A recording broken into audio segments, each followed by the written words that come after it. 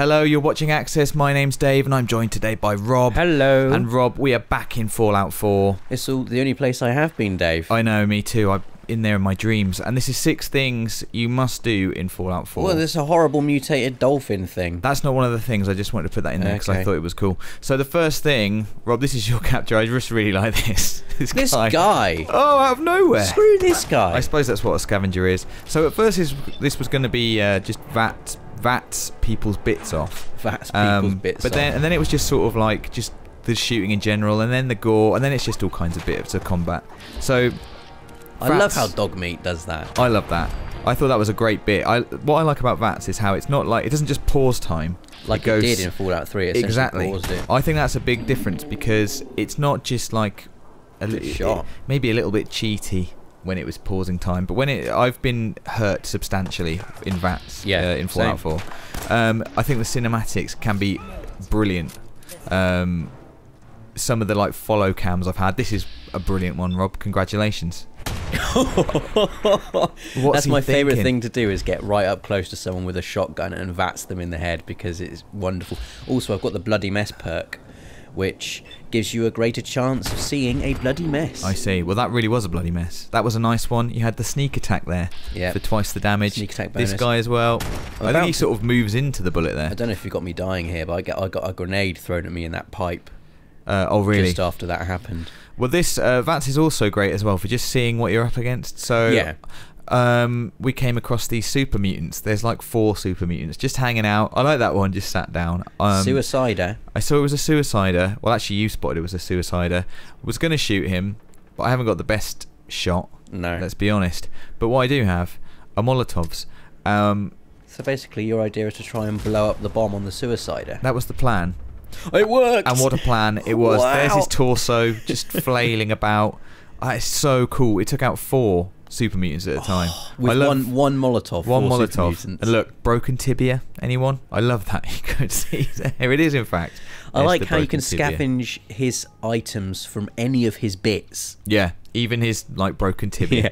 So the next thing is play video games, because we all know video games are very good for you. Look at that cartridge. This is a holotape, so you will find these in terminals throughout the game. There's one right at the start actually, which is this one. Red Menace. And then when you pick them up, you can play them in your Pip-Boy, just whenever you like. And they all have a certain sort of recognisable quality to them. I think this one looks quite familiar. Maybe not for PlayStation.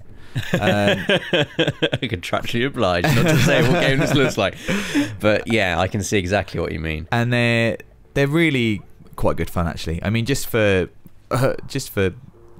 being in the middle of the wasteland and just having a little go and getting a high score and stuff. I really love the aesthetic of them. The way that they've made them. It's just such a good idea, isn't it? Fallout, it's a great idea. In that colour as well, the colour scheme, and just on the Pip-Boy, it's just really, really good idea. Exactly, it's just a nice little thing to have. Next up, Dogmeat. He's great, but do you know what makes him better?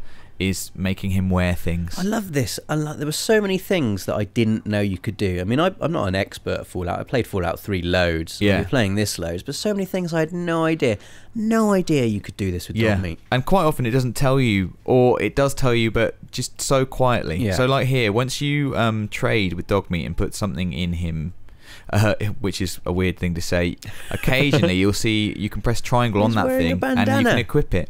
Or so a little I've equipped him with a bandana here. Unfortunately, he wouldn't wear the fedora, even though I really wanted him to. Oh, Dogmeat. I know. So there's going to be loads of stuff to find. So next up this is one of yours, which is just find somewhere high. I know.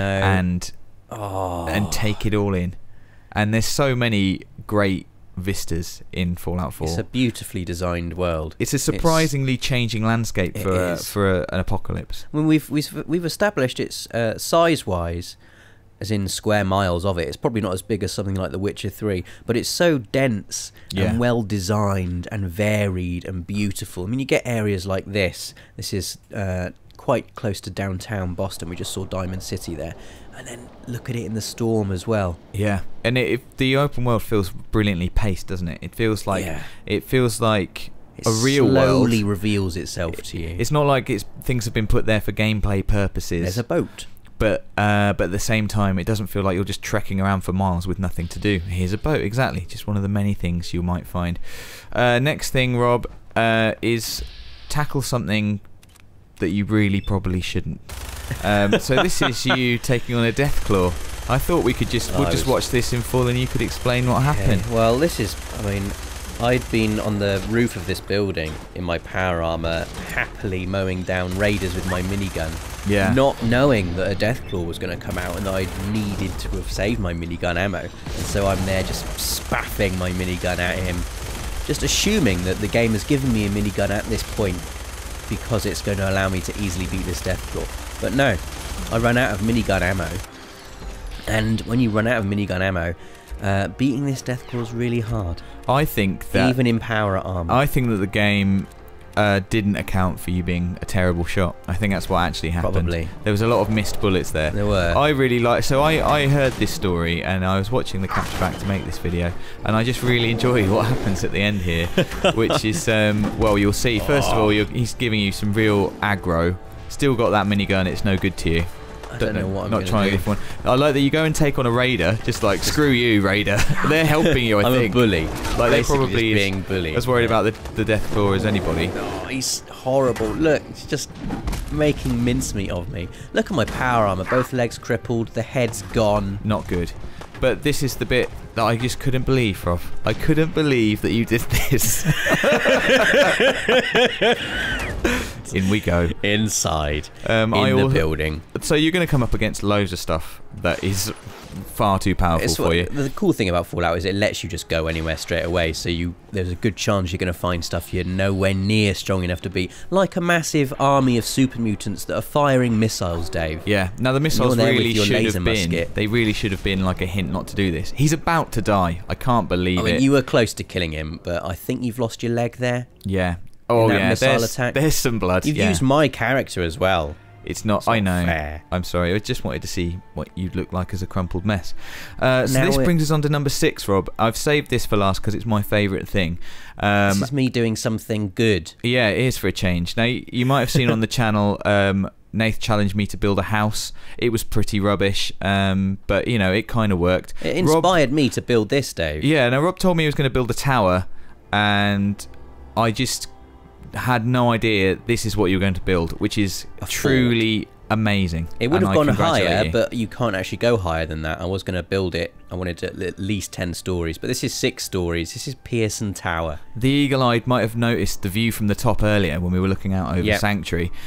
I just couldn't believe it. I just thought you were going to stack blocks on top of each other just to see how high you could go. It's got beds in there. It's got pictures. It's got art cabinets, on the wall. It's got art on the walls. And it looks just so defensible. One door in, right down the bottom. Yeah. I mean, it's a little bit like a prison. Viewpoints all around the top.